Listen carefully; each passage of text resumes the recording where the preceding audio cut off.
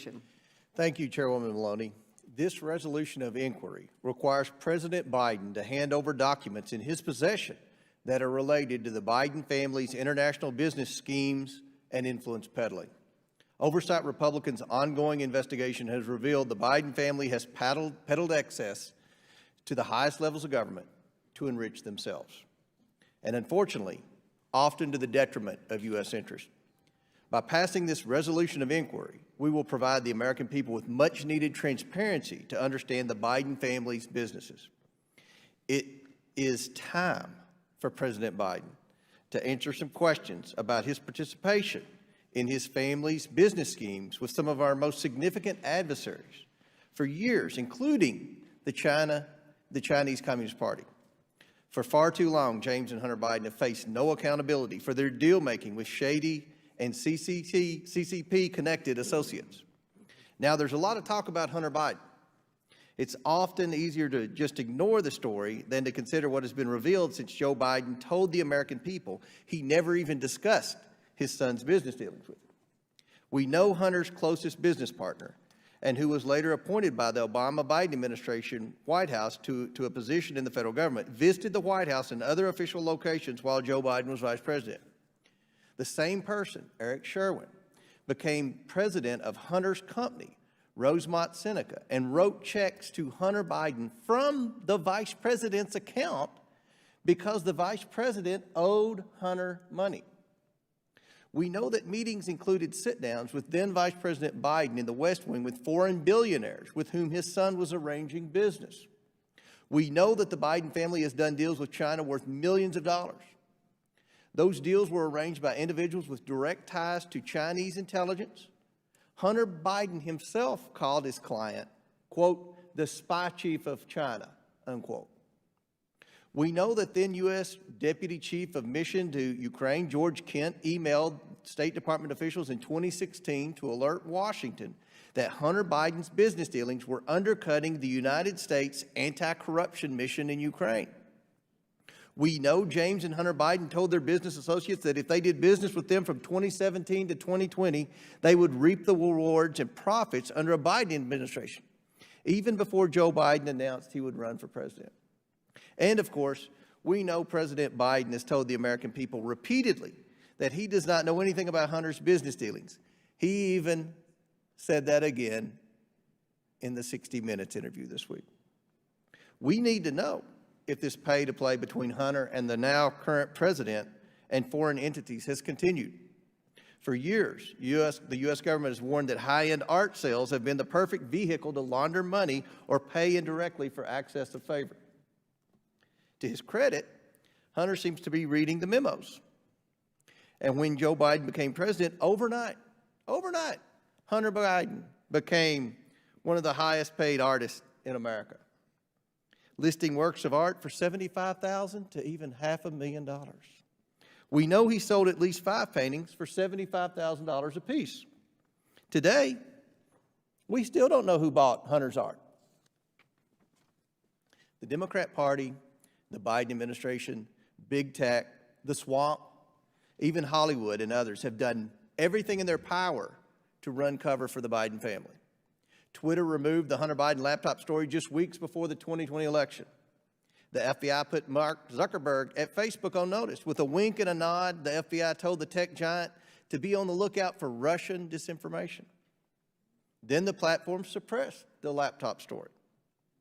Meanwhile, the Treasury Department, shortly after Joe Biden took office and Republicans began looking deeper into Hunter Biden's activities, changed its policies regarding suspicious activity reports, or SARs.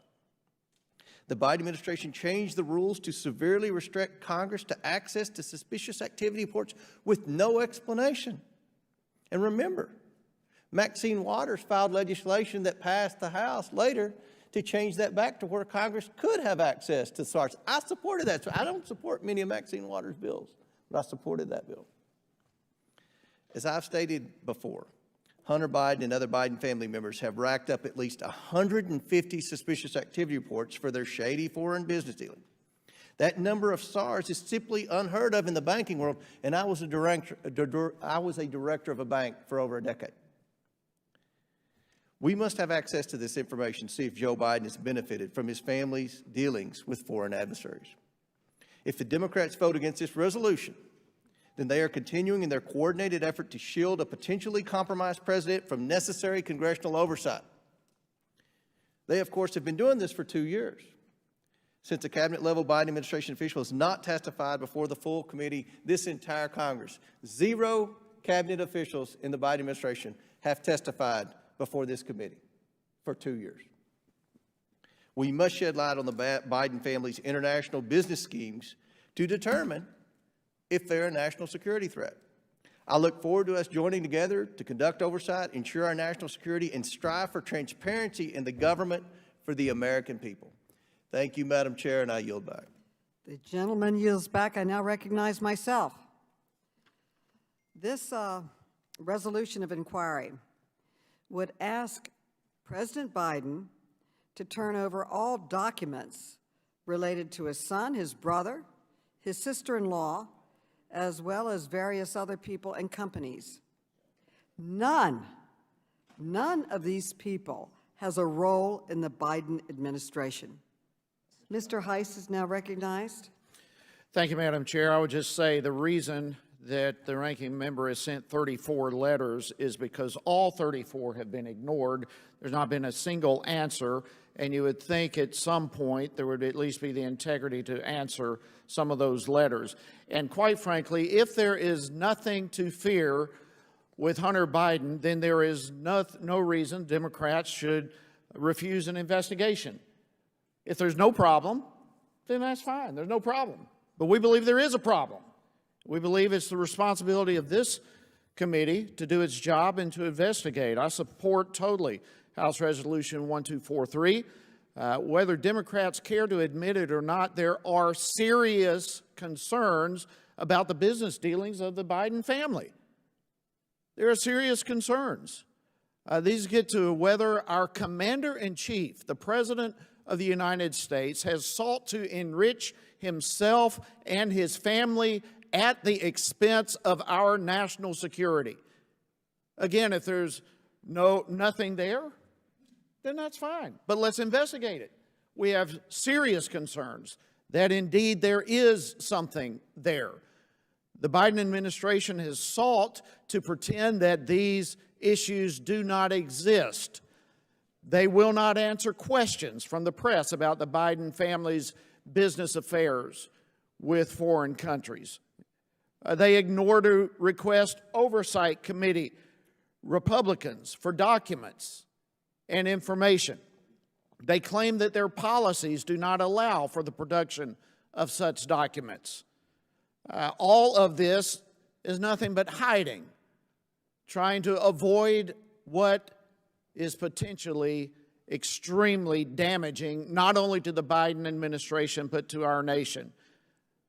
This administration is content to hide behind the safety blanket provided by the mainstream media that any evidence of these matters is misinformation.